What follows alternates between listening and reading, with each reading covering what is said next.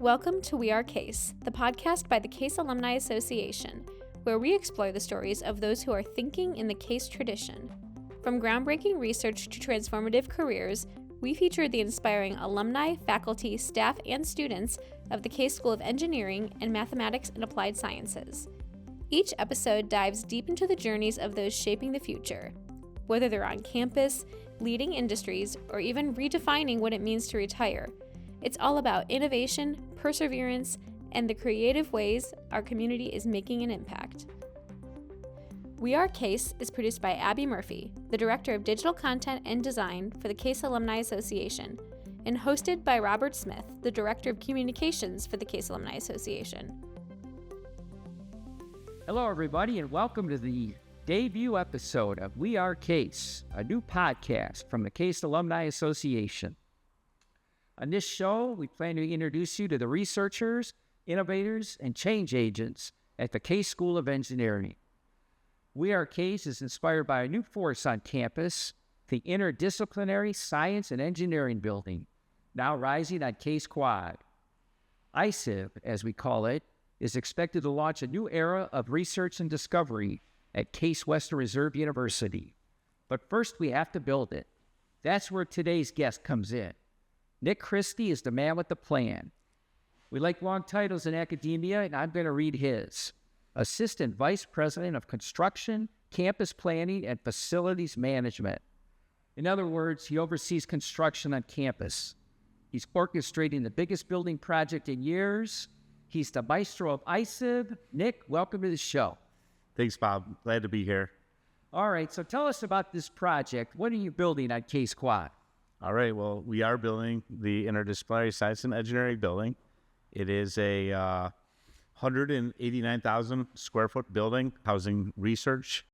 Our overall project budget is $300 million, and we're about 12 months into the construction right now. So we started last March with the demolition of Yost Hall.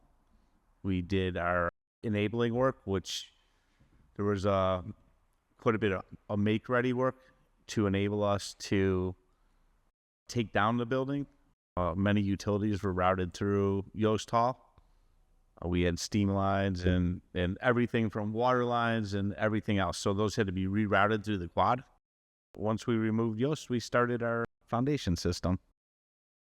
All right, so give us some context here. A $300 million project, how big is that? That's pretty big. Okay. I mean, in your business, that's big. Yeah, that's big. Since I've been at Case, about 16 years, I think the biggest projects our department have run, we just recently completed the SRV, the South Residential Village. The new dorms? The new dorms, yep. It was Noyes and Fayette. And for reference, those are about the same square footage as this project. Oh, okay. But spread over two buildings, and that was a $110 million project budget. Okay. So this is nearly 3 times as big. Why is this? Oh, is that why it's so much more expensive? It's 3 times as big? No. I'm saying it's the same square footage. Oh.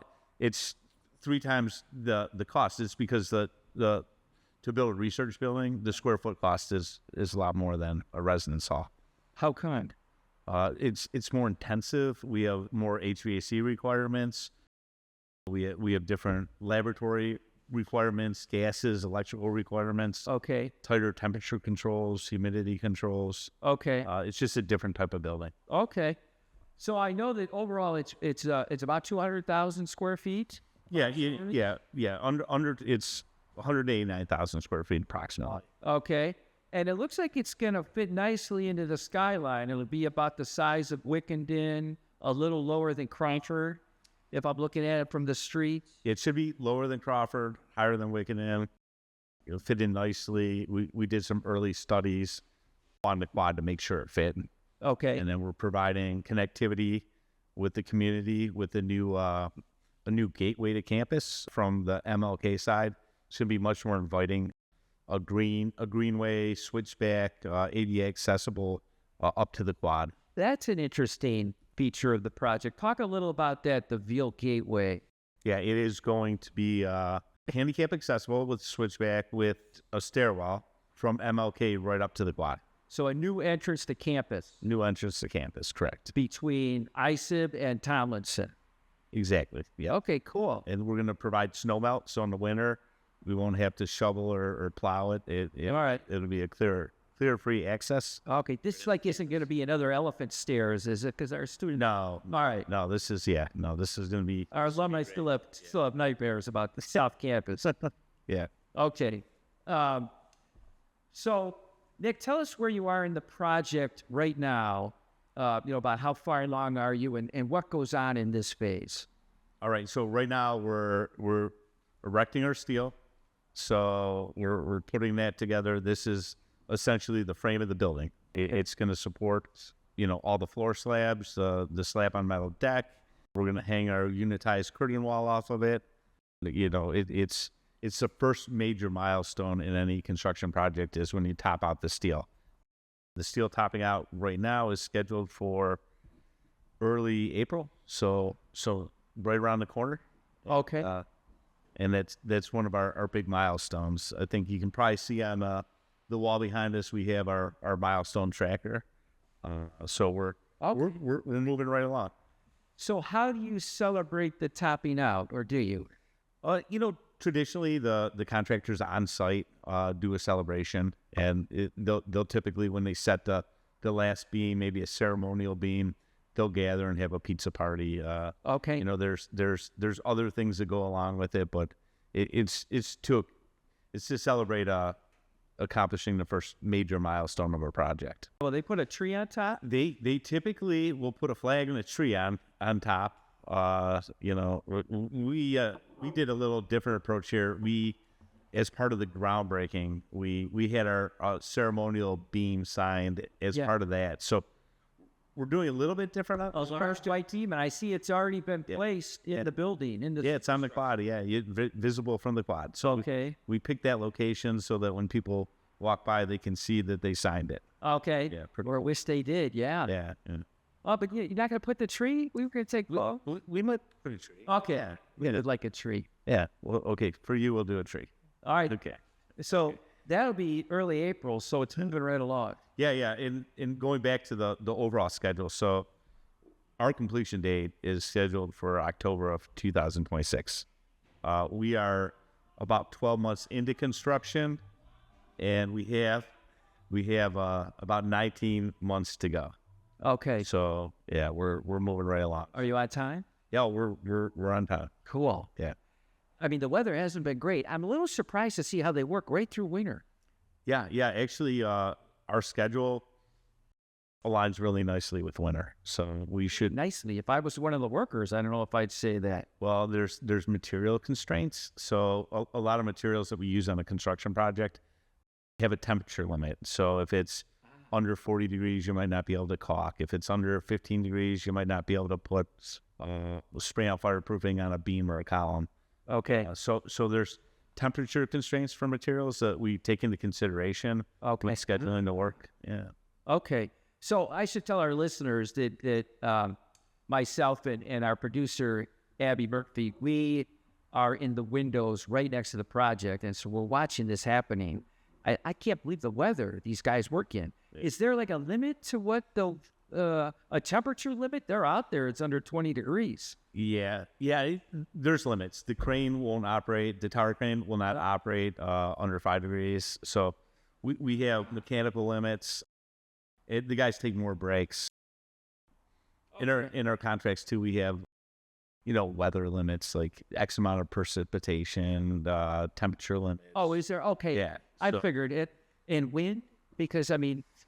Yeah, if it gets dangerous, they won't work. Their foreman typically makes the call on whether it's safe to work or not. Okay. So, you mentioned the crane. Tell folks about the tower crane, which seems pretty integral to this part of the project.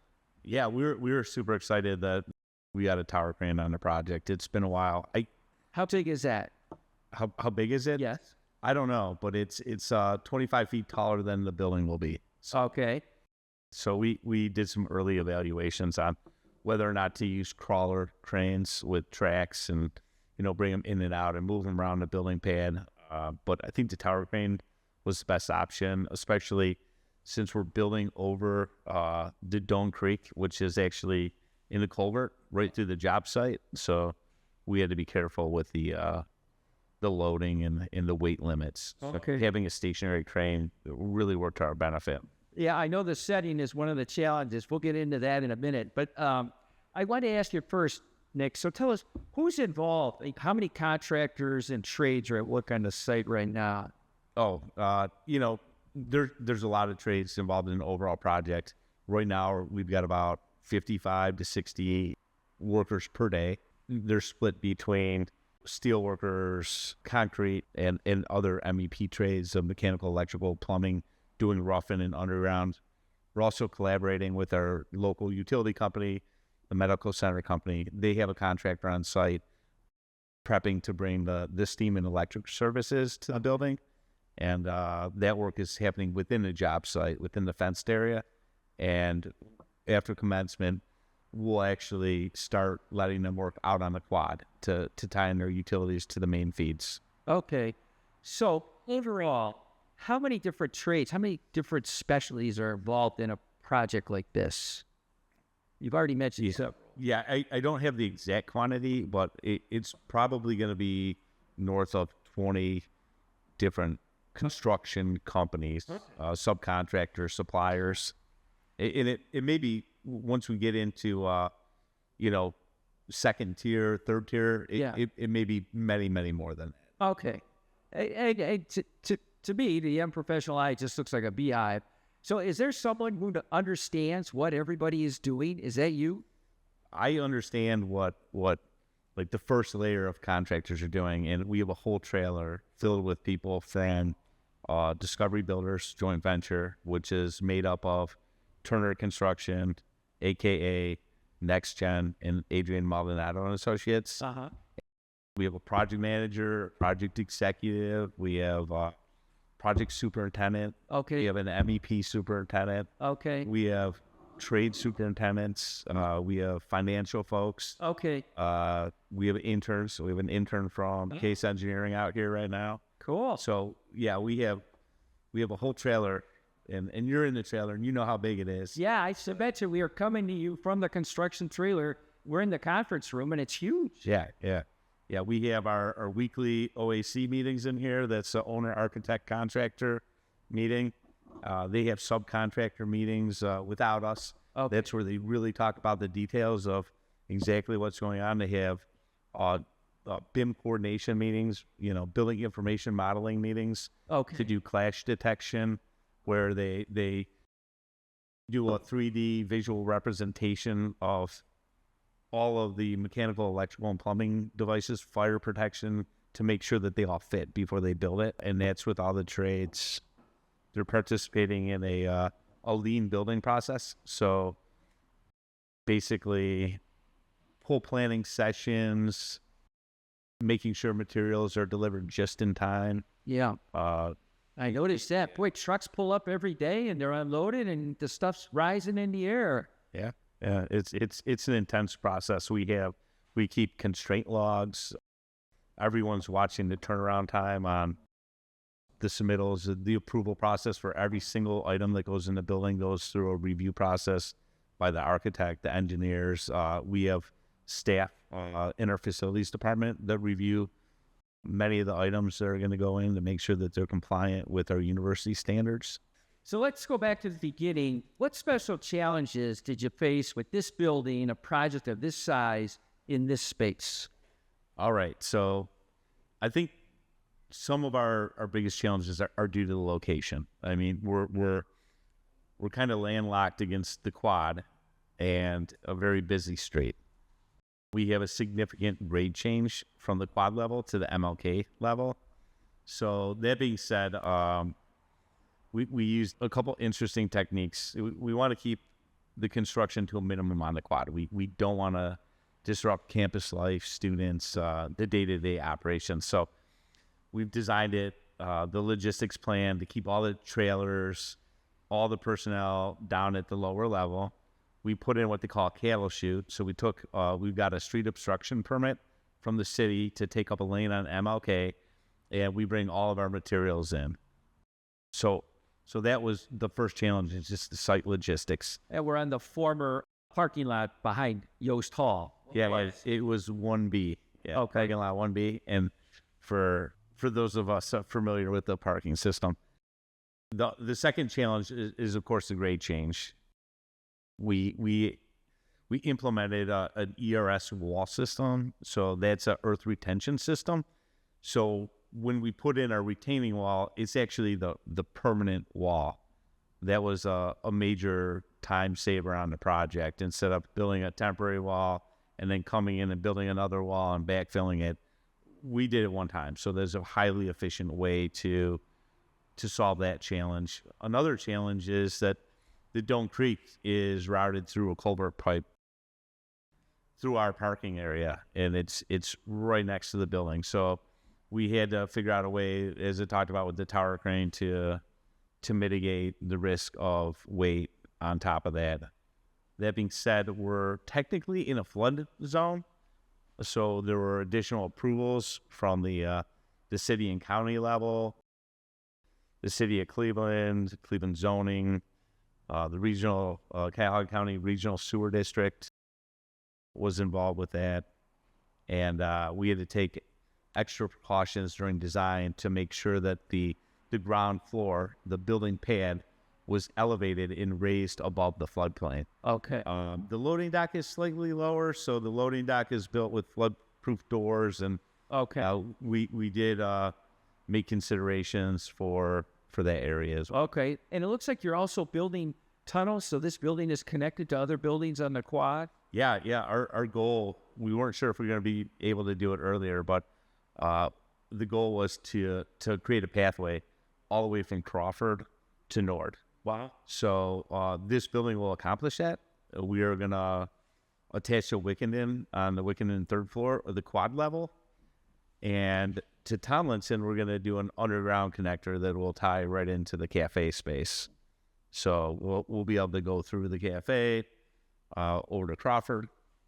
And we also have a food venue plan for the ground floor of the ISCB as well. That'll be a nice addition to the quad, that underground space. Are there any other opportunities you're able to take advantage of with this project? Any other innovations we're going to see because of it? Well, I think the one thing is we're improving our backup power system. So we're putting 2 new generators in this building, and they're going to tie into Tomlinson and the Crawford, replacing their old generators. We're also going to tie into Wickenden. We will have our own cooling towers on this building, for AC and building cooling, and those can also be used as a redundant system for adjacent buildings, as well as the adjacent buildings tied into the chilled water system that's provided by a medical center company. We can have a little redundancy there for our building as well. Any surprises you encountered? Anything you guys didn't expect? I don't think so. I think building in the floodplain and that kind of was a real challenge for us. We did get through that. We had a lot of partners, with government relations and other people that helped assist with that. Let's talk about some of the special features of the building itself. Like, I heard there's going to be something they're calling a window garden to bring in light, save energy. Is that toward this LEED Gold certification? Yeah. So we are pursuing the LEED Gold certification. And what is that? Well, it's basically being a leader in environmentally friendly design, as well as energy. There's many components to it. It's a rating system for your building based on different categories, whether it's regional transportation, which we're very lucky to be right next to RTA, to have standard RTA, the transit. Points for that? Yeah, we get points for that. I think we get 4 points for that, which is great. Okay. Yeah, we are also water conservation. So in this building, we're actually going to use rainwater harvesting for our toilet flushing. No kidding. Yeah, and then there's any other building? No, I think this is our first one ever. Okay. So that's it'll be an interesting flush in the ice. Yeah, we We have quite a few LEED Gold certified buildings, but we have different avenues to get LEED Gold on this project. We have our bird safe glass, which I think is an innovation point. What is bird safe glass? Well, it's glass that prevents birds from striking it, when they see the reflection, or if they see a reflection of nature or trees, they tend to fly into the building. So it's something that we're really trying to roll out at the university, along with our sustainability department. So what will they see instead? They're going to see little dots on the glass. I think it's in a 2x6 pattern or 2x4 pattern, and it deters them. They think that they can't fit through the space. No. So it prevents them from flying in. So that works. Yeah, we're hoping. Okay, great. Oh, that is cool. Yeah. Other places on campus, we've done studies. I think they put it on the bridge connector between Kent Hale Smith and A.W. Smith. Okay. So we did a trial run it. Okay. So there's going to be some new features, some nice innovations in this building. Yeah. It's going to be highly energy efficient. What you mentioned with the winter garden, we're doing a lot of daylighting, so we're trying to bring natural light into the building as opposed to using light during the day. To build this, who's helping you out? Tell us about your partners and the suppliers we're using for this project. All right. Well, like I mentioned, our partners it's actually Discovery Builders joint venture. So Turner Construction, a.k.a. Adrian Maldonado and Associates, and Next Generation Construction. And they are a true joint venture. So they each have a share in the project. So I think 70% of the project is Turner, and then our partners each have, I believe, a 10% partnership. Okay. Yeah. And I see a lot of steel arriving every day. Where's that coming from? Okay, so that's coming. It's mostly coming from the U.S. So great. Yeah, it's a local. I think it's Nucor is the local supplier, and then Forest City Erectors is the company that's installing it. And how are we set for supplies with the new tariffs coming? No, we're in really good shape. So this is the team that's out here right now has done a great job buying the project out. So they jumped right on it. We are 98% bought out with all of our trades, with all of our materials. All the steel is made and fabricated and available and won't be impacted by tariffs. We have done a great job at the team's done a great job at getting everything pushed through. All the I believe like our generators are already fabricated and in storage. Transformers, everything's on order. So we're in great shape. That's great to hear. Okay, so Nick, you said the steel work should be done by early April. Correct. And then we're going to see the superstructure of the building. What's the next milestone? Where do we go from here? It's usually building dry-in. So once the building's completely dried in, and I think we're targeting December of 25 for that. I think it's on the milestone up there. Building dry-in December 2nd, 2025. Okay. So that'll allow us to proceed with the interior work as far as like drywall and starting to put partitions in that would normally be damaged if they were exposed to rain or weather. So by December, will people driving by, see a building? Oh, for sure. Yeah. The next step right now is we're using it's called a unitized curtain wall system.